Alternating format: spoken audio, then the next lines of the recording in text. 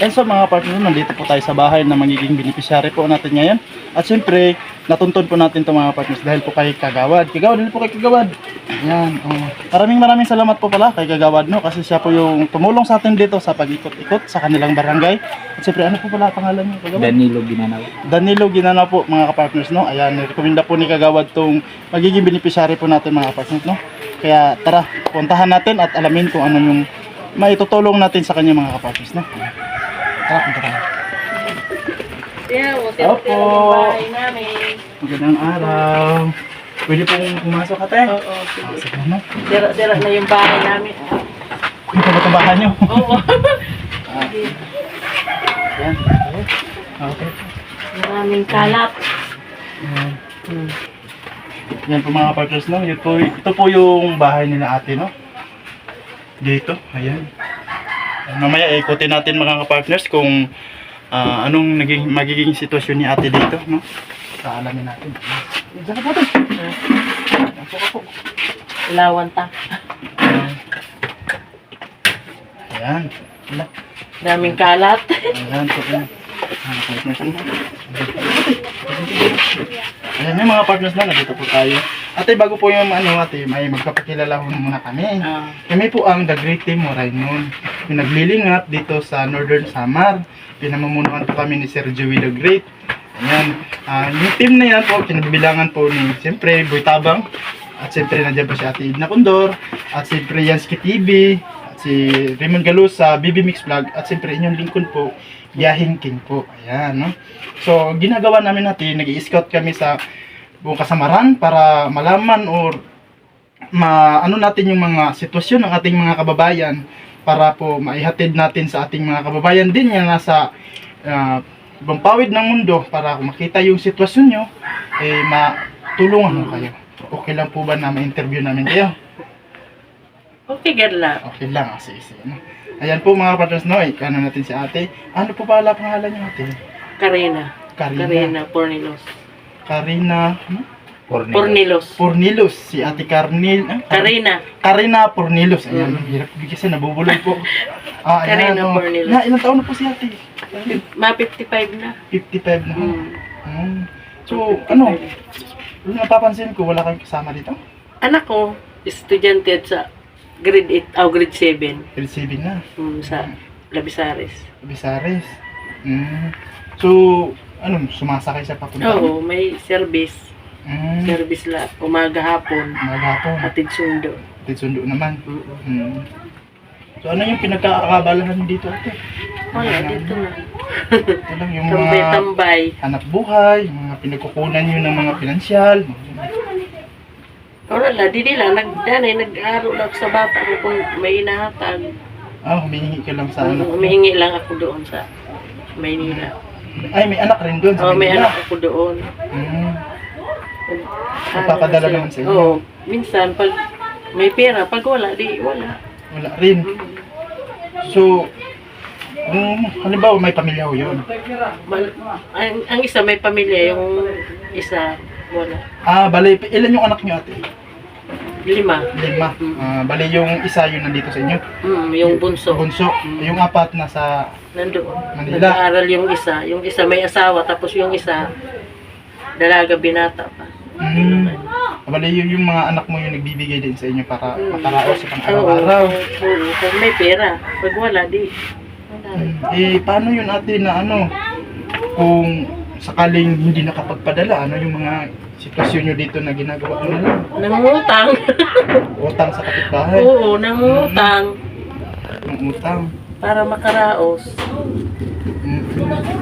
So ganito kasi yung ate, yung ginagawa kasi namin sa The Great Team Moraynon, meron po kaming pinapahatid sa ating mga kababayan kung minsan yung napupusuan din ng mga sponsor na karapat dapat bigyan, meron po kami binibigyan ng mga pabahay. May mga pabahay, may mga papiling program kami sa bawat barangay din na napipili. At saka siyempre may mga scholarship. May mga scholarship din po sa mga estudyante po na karapat dapat pong bigyan ng scholarship. Ganun. At saka siyempre, ang karaniwang binibigay, lalo na po mga kahit kunting tulong, meron po yung mga pabigas. Bigas, grocery, kung mga pangbigay man lang sa ating mga kababayan nga na nai-scout po namin. Kaya kung sakaling makatulong kami sa inyo ate, ano po yung maitutulong namin sa inyo ngayon? Ano yung po yung pagbalik namin, ano po yung inaasahan yung bitbit namin para sa inyo? Kaya kung ano lang yung tulong na ibigay, di yun lang. Ano? Para may sa pagkain, gano'n. So yung mga partners, no, panghihiling ni ate yung mga pang araw-araw nilang yung pang araw nilang pangkain. Siyempre nandiyan yung pinansyal, no? Oo. Kasi mga bigas nila pang araw-araw kasi po may estudyante pa po.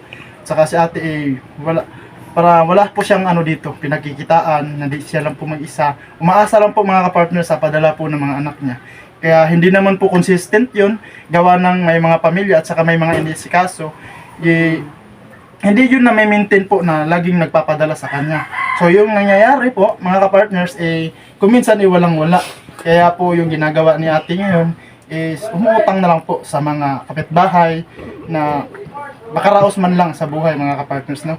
Kaya bibigyan ko kayo ng pagkakataon na sakaling humiling kung ano man yung pong karagdagang maitutulong namin sa inyo.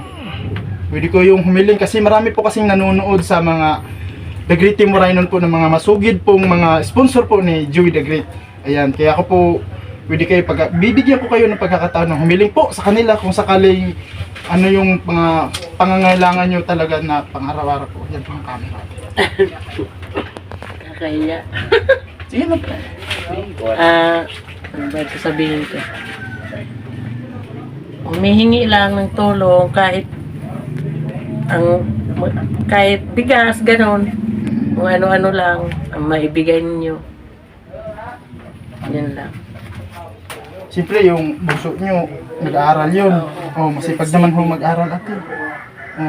Ano masasabi mo dun sa bunso mo na paano hirap sa buhay niya? Sana ilagay sa skala rin ito. Anong maano mo sa bunso mo na kahit paano kinakapos ituloy sa pag-aaral? Ano mensahe mo sa kanila? Sa mga scholar, ganon, na matulungan para makatapos sa pag-aaral.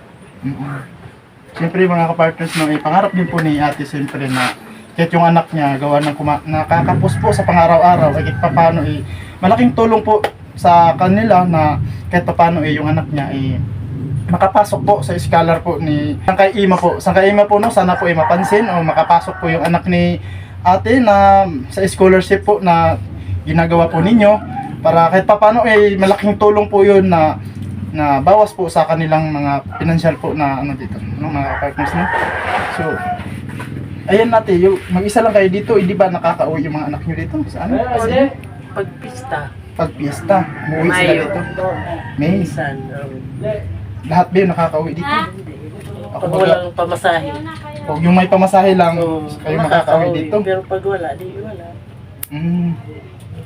So ikaw lang mag-isa, dalawa lang kayo. May asawa ho ba kayo ate? Wala. Solo parent. Solo parent ka lang. Solo parent po si ate, no? Mga ka-partners. Yan, tagal na po ate, naging solo parent kayo? Oo.